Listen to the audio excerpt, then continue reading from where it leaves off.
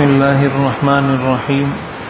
قال النبی صلی اللہ علیہ وسلم من صلی للہ 40 یوما فی جماعت یدرک التکبیرۃ الاولی کتبت له براءتان براءۃ من نار و براءۃ من النفاق۔ حضور نبی کریم سرور دو عالم صلی اللہ علیہ وسلم نے ارشاد فرمایا، جو شخص اللہ کی رضا کے لیے 40 دن جماعت کے ساتھ اور تکبیر اولیٰ کے ساتھ نماز پڑھے، اللہ تعالیٰ اس کو 2 چیزوں سے چھٹکارا عطا فرماتے ہیں، 2 براءتیں اس کے لیے لکھ دی جاتی ہیں۔ پہلے نمبر پر براءۃ من نار، ایسے شخص کو اللہ تعالیٰ جہنم سے چھٹکارا عطا فرما دیتے ہیں، اور دوسرے نمبر پر براءۃ من النفاق، ایسے شخص کو اللہ تعالیٰ نفاق سے، منافقت سے براءت عطا فرما دیتے ہیں۔ یعنی ایک تو اللہ تعالیٰ ایسے شخص کی مغفرت فرما دیتے ہیں، اس کو جہنم کے عذاب سے بچا لیتے ہیں، اور دوسرے نمبر پر ایسے شخص کو منافقت سے اور نفاق سے بھی بچا لیتے ہیں، اور گویا اس کو ایک طرح سے سرٹیفکیٹ اور گارنٹی مل جاتی ہے اللہ تعالیٰ کی طرف سے۔ یہ ترمذی شریف کی روایت ہے، حضرت انس رضی اللہ تعالیٰ عنہ اس حدیث شریف کے راوی ہیں۔ اس حدیث میں حضور علیہ الصلاۃ والسلام نے باجماعت اور تکبیر اولیٰ کے ساتھ نماز پڑھنے کی فضیلت بیان فرمائی ہے۔ تو 40 دن جب انسان اس کا اہتمام کرتا ہے، اس کو اللہ تعالیٰ یہ اجر اور بدلہ عطا فرماتے ہیں۔ تو اگر کوئی شخص مستقل اس کو اپنی عادت بنا لے، مستقل اس کا اہتمام کرے کہ میں نے ہمیشہ جماعت کے ساتھ اور تکبیر اولیٰ کے ساتھ نماز پڑھنی ہے، تو اس کو کتنی زیادہ فضیلت اور کتنا زیادہ اجر نصیب ہوگا، اس کا اندازہ انسان لگا سکتا ہے۔ تو اس چیز کا ایک تو اہتمام ویسے بھی کرنا چاہیے۔ ابھی رمضان کے دن قریب آ رہے ہیں، تو رمضان میں عموماً لوگ نماز زیادہ اہتمام کے ساتھ ادا کرتے ہیں۔ تو اس چیز کو بھی اگر سامنے رکھیں کہ 40 دن انسان یہ کوشش کرے کم از کم کہ میں جماعت کے ساتھ اور تکبیر اولیٰ کے ساتھ نماز ادا کرنے کا اہتمام کروں، تو علماء نے لکھا ہے، محدثین نے، کہ جب کوئی شخص یہ اہتمام کر لیتا ہے تو اس کی برکت سے اللہ تعالیٰ اس کو مستقل توفیق عطا فرما دیتے ہیں۔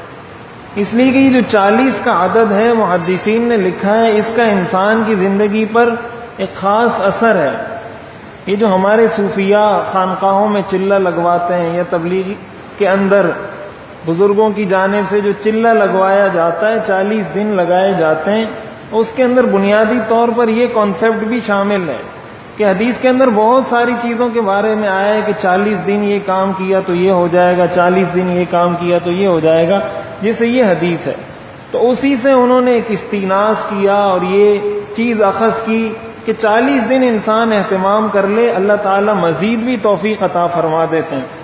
تو رمضان میں اگر اس کا اہتمام ہوگا، پھر رمضان سے پہلے، رمضان کے بعد اس کا اہتمام ہوگا، تو رمضان میں تو برکتیں اور زیادہ نصیب ہوتی ہیں، اور زیادہ اللہ کی رحمت متوجہ ہوتی ہے، تو اس کے اور زیادہ امکانات ہیں کہ اللہ تعالیٰ ایسے شخص کو مستقل توفیق عطا فرما دیں۔ تو اس لیے ایک تو اس کا انسان خود اہتمام کرے۔ ہمارے جتنے اکابر گزرے ہیں، جتنے بزرگ گزرے ہیں، حضرت سعید بن المسیب رحمہ اللہ فرماتے ہیں کہ میں نے کبھی نماز میں کسی کی گدی کی طرف نہیں دیکھا، یعنی کبھی میں نے زندگی میں دوسری صف میں نماز نہیں پڑھی، اس لیے کہ جو دوسری صف میں نماز پڑھتا ہے اس کو اگلے والے کی گدی نظر آتی ہے، تو میں نے کبھی زندگی میں کسی کی گدی نماز میں نہیں دیکھی۔ اس سے پتہ چلتا ہے کہ ان کی نظر میں اس چیز کی کتنی اہمیت تھی،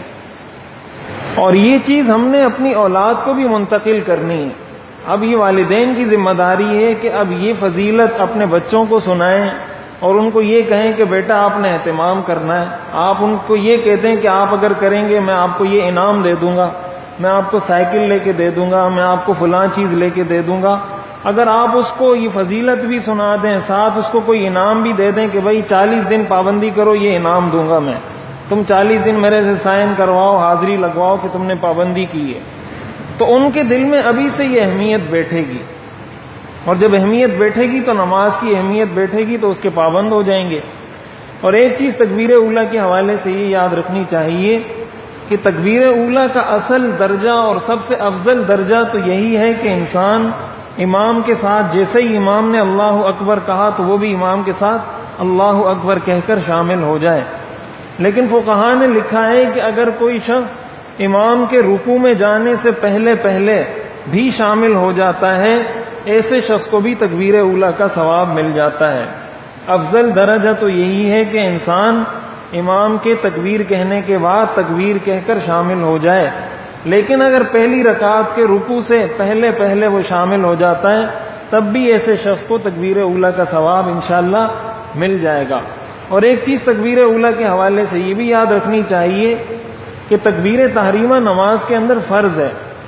اب بسا اوقات ایسا ہوتا ہے کہ جلدی میں یا اس فضیلت کو حاصل کرنے کے لیے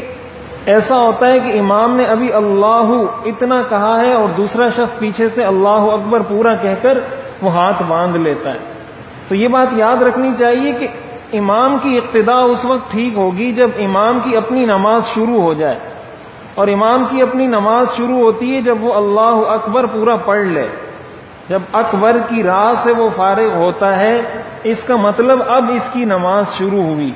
تو اس کی نماز شروع ہونے کے بعد آپ اس کی اقتداء کریں گے تو اس کی اقتداء میں آئیں گے۔ اگر اس کی اللہ اکبر ختم کرنے سے پہلے آپ نے اللہ اکبر ختم کر دیا تو آپ کی اقتداء ہی صحیح نہیں ہوگی ایسے شخص کے پیچھے، آپ کو دوبارہ نیت باندھنی پڑے گی، دوبارہ آپ کو تکبیر کہنی پڑے گی۔ تو اس چیز کا بھی پتہ ہونا چاہیے کہ امام سے پہلے اللہ اکبر انسان مکمل نہ کرے، پہلے امام کو مکمل کرنے دے، اس کے بعد اللہ اکبر کہے۔ اللہ تعالی عمل کرنے کی توفیق عطا فرمائے۔